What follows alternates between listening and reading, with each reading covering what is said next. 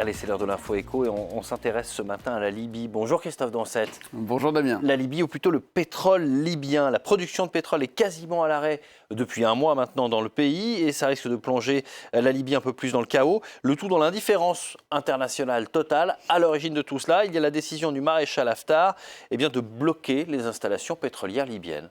Tout a commencé effectivement il y a un mois jour pour jour, le samedi 18 janvier dernier. Le maréchal dissident Khalifa Haftar décide ce jour-là de la fermeture de tous les terminaux d'exportation pétrolière du centre et de l'est de la Libye, ainsi que celui de la raffinerie de Zaouïa qui est situé ici près de Tripoli. Il faut souligner que l'ensemble de ces sites sont sous son contrôle, qu'on voit ici en jaune.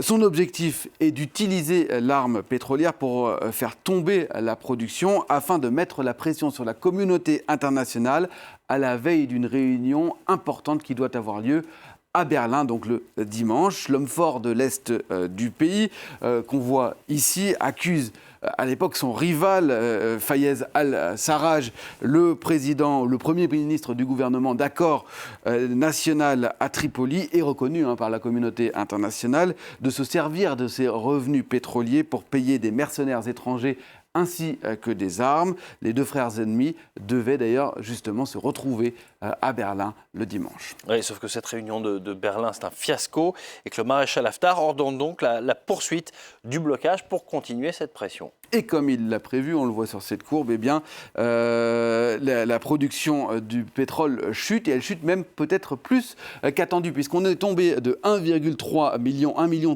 barils par jour au mois de janvier, début janvier, à moins de 200 000, 163 684 selon les chiffres publiés la semaine dernière par l'organisation, la compagnie nationale pétrolière libyenne.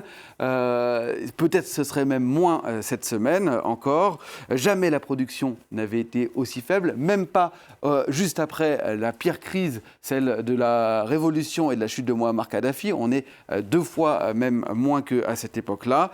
Le manque à gagner pour le pays, toujours selon cette compagnie officielle libyenne, est de 55 millions de dollars par jour, soit une facture depuis un mois qui s'élève à environ 1,7 milliard de dollars. Une catastrophe pour la Libye qui, en plus d'être plongée dans le chaos depuis maintenant près d'un an en raison de cette guerre fratricide, risque de se retrouver en faillite. Selon le Premier ministre reconnu par la communauté internationale, donc Fayez al-Sarraj, c'est désormais une crise économique et financière qui se profile. Jamais le budget de l'État, qui est en discussion actuellement pour l'année 2020, n'aura été aussi faible. Il faut dire que la Libye est un pays qui tire l'essentiel de ses revenus du pétrole. Oui. L'or noir représente 96% des revenus de l'État, c'est pour vous dire 65% de son PIB.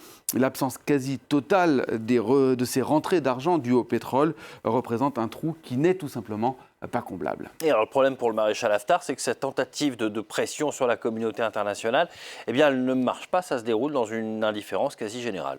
Oui, et en particulier dans l'indifférence des pays de l'OPEP, l'organisation des pays exportateurs de pétrole. C'est que les plans d'Haftar ont été faussés par une autre crise qui a éclaté au même moment. Vous la voyez apparaître, j'allais vous demander si vous saviez laquelle, mais là, les images vous donnent la réponse. C'est effectivement la crise du coronavirus, qu'on appelle maintenant Covid-19, en Chine, car cette épidémie, on le dit ici dans cette chronique tous les jours, a de sérieuses conséquences économiques, avec des dizaines, des centaines, voire des milliers d'usines qui sont à l'arrêt ou bien, on le voit ici, plutôt au ralenti. Elle provoque donc la chute de la consommation de pétrole dans l'empire du milieu et par conséquent aussi la baisse des cours du WTI et du Brent. Par exemple, on le voit sur cette courbe, j'ai choisi le Brent, on voit que depuis le mois de janvier, j'aurais préféré qu'on venait juste cette courbe-là. Depuis le mois de janvier, on voit qu'on est passé de un peu plus de 65 $ à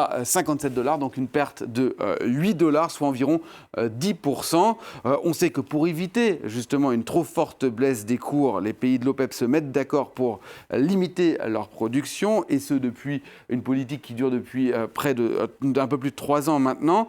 Ils se sont d'ailleurs réunis, on le voit sur ces images, à Vienne début janvier, début février, le 5 et le 6 février, pour éventuellement décider d'une nouvelle baisse de leur production. Ils ne se sont pas mis d'accord et ils doivent se retrouver dans une quinzaine de jours.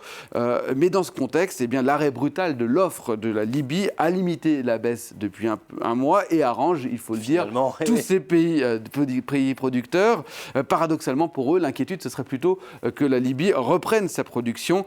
Elle obligerait alors les autres pays producteurs de réduire leur offre pour faire de la place au pétrole libyen. Alors, dans le journal Le Monde, daté d'aujourd'hui, eh bien, un industriel français du pétrole résume assez bien la situation. L'absence de la Libye, de l'offre mondiale, est finalement une bénédiction pour les autres pays producteurs, dit-il. L'opération d'Haftar ne gêne personne, bien au contraire. Et elle a fait pchit. Merci beaucoup, Christophe Donce.